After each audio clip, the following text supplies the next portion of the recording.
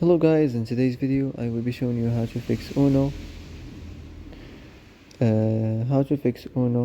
hand gain problem. So the answer is easy. Just go to the settings and then scroll down to the apps section and then go to the search and search Uno,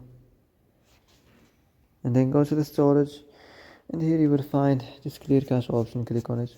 Now you can go check it if it works, and if it didn't, you can try to restart your phone or turn the Wi-Fi off and on, or the Bluetooth or the airplane mode. Also, you can try to clear data, but be careful. If you clear data, all this application's data will be deleted.